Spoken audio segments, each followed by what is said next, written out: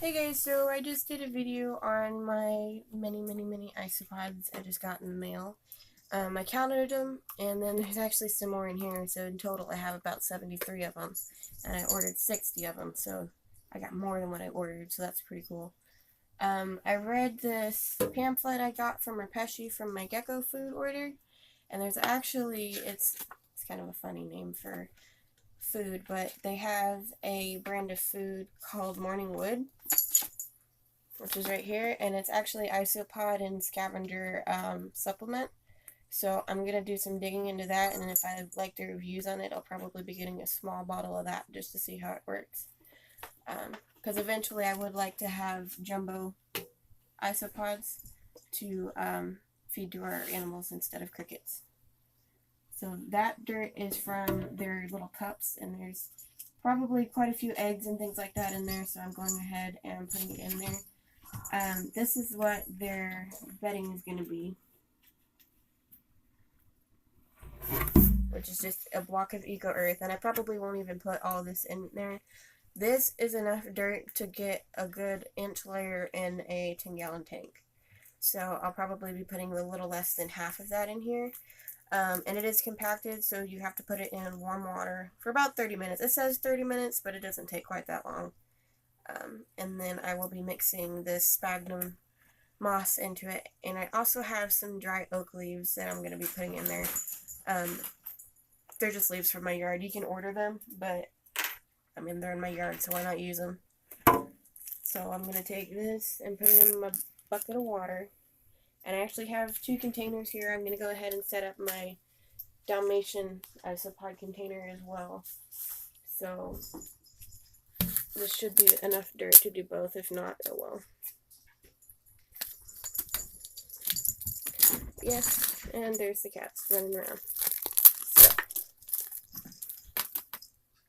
I just got dirt everywhere.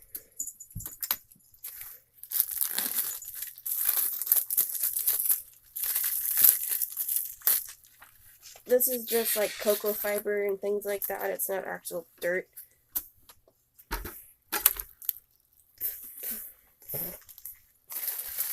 So we'll let that sit for 15-20 minutes. And actually I did not come up with anything to talk about in the meantime, so I might go through this pamphlet then. I've always used Rapeshi for my geckos. They really like it. I feed mostly dry Rapeshi.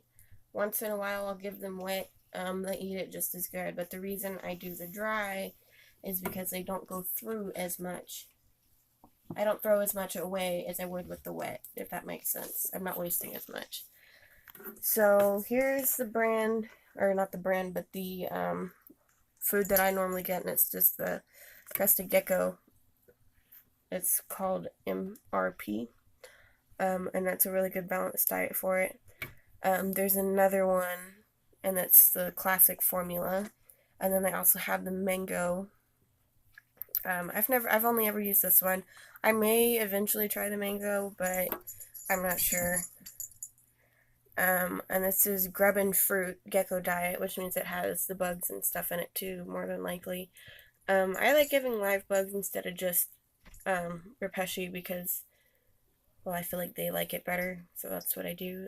Here is a grub pie, which is, it's got the fruit, the flies, mealworms, and all kinds of different bugs and fruit and things like that. And here's the banana cream pie, which is essentially the mango, just instead of mango, it's banana. So there's that. I can turn the page. And then here we have another banana cream pie. I don't know what the difference is there.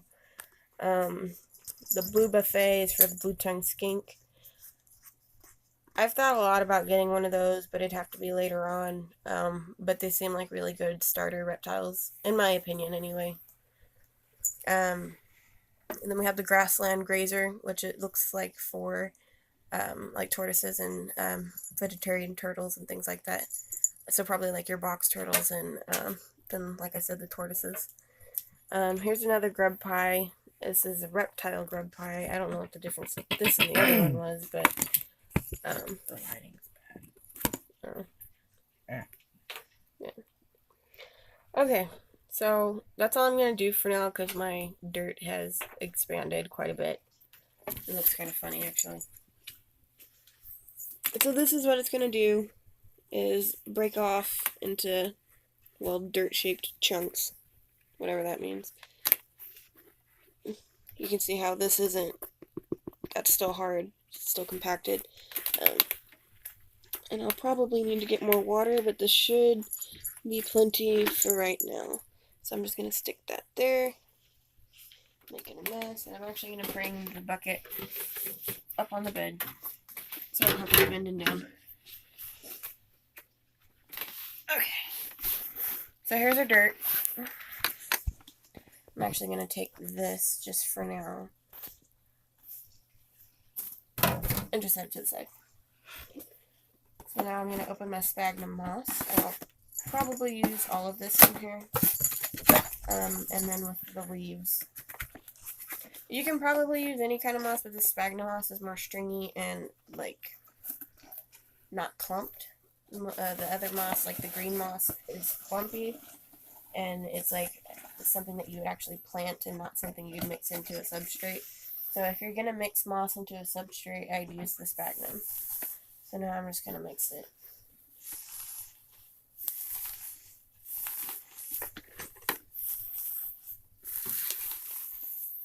Another thing is you want to make sure the tap water you put in here is treated, because these are insects and they can be affected by just straight tap water. So I did treat the water for chlorine and things like that. Get a good mix here. You can also use cocoa fiber, cocoa husk, but I don't know, this is just what we had at the pet store. I've never actually seen cocoa husk myself, except for like hermit crabs and things like that. And even still, I've not seen some in quite a while. So I'm just going to use what I think would work. You can also use leaves out of your yard, but my Dalmatian isopods, that's what I have in their tank. And there are some microorganisms in there, like little white bugs running around. So it's not as sterile as if you bought it. And I know you can, like I baked my bark that I have for my Dalmatians, and I don't know, I feel like if you did that with leaves that they'd like burn. Because I've done dirt before, just outside dirt, and I've baked it before when I was younger, and it actually burned the dirt from the bio stuff that was in the dirt. It literally burned everything. So I feel like the leaves would burn too. Okay, I think we're good on the mixing. It's not perfect, but I don't want it perfect. So I'm just going to take some handfuls of this and just kind of throw it in there. Reminds me of pumpkin guts.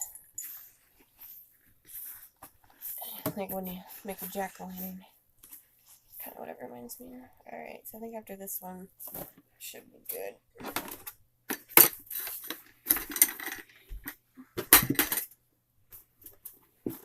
Yeah. And I didn't even use all my dirt brick. There's still a good chunk of the brick there, almost half the brick, if not more.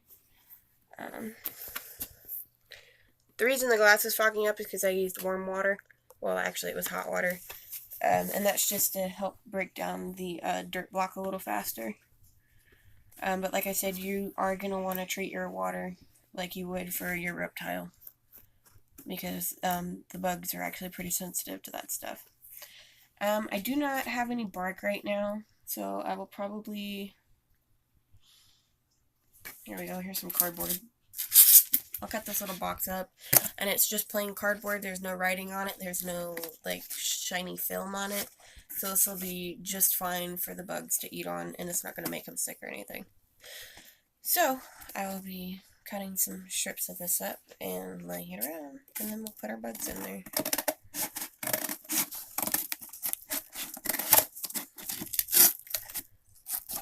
Another thing you'll want to do, what I'm going to do with this, is I'm just going to put it in a corner. In a nice little dark corner.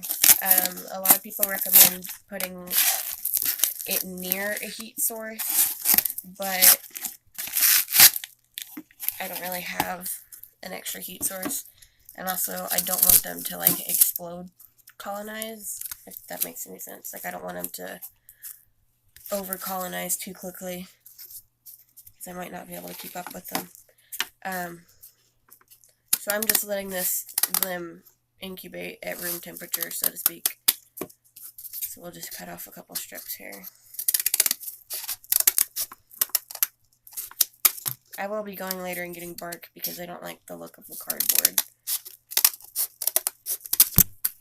Sorry.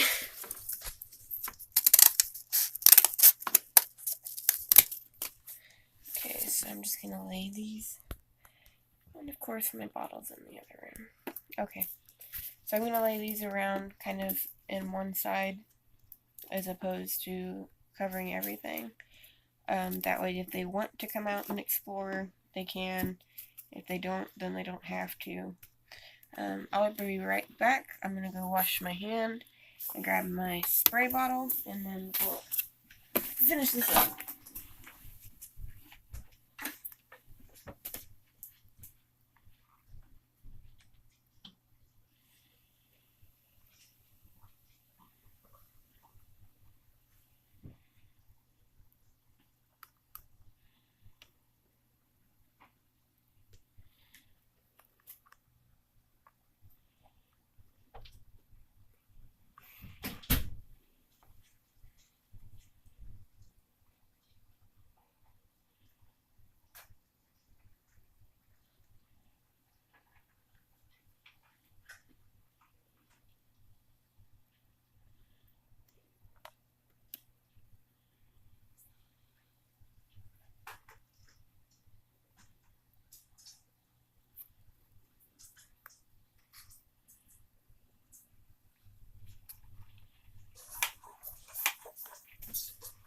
Okay, so the spray bottle I have is a pretty big pump sprayer,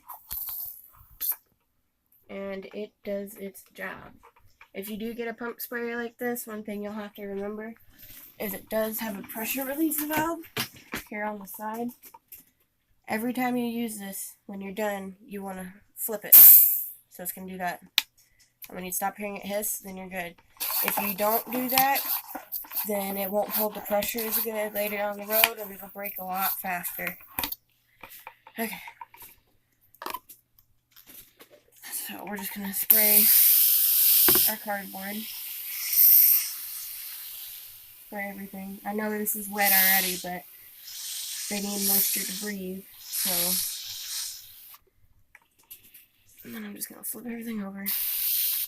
They'll actually eat this cardboard, so don't worry about taking it out or replacing it or whatever, unless you start to see fungus on it, like mold, or I don't know if you can get mushrooms on cardboard, but if you see any discoloration that isn't just like tannins from the dirt or poop, then I'd replace them.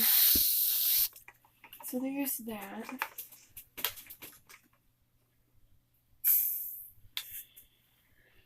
And then you just stack everything back. And then now we'll place our little new friends in here. And there's 73 of these guys, so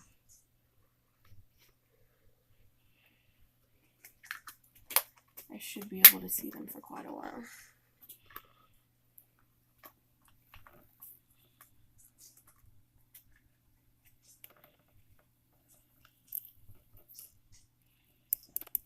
Hi, Gizmo.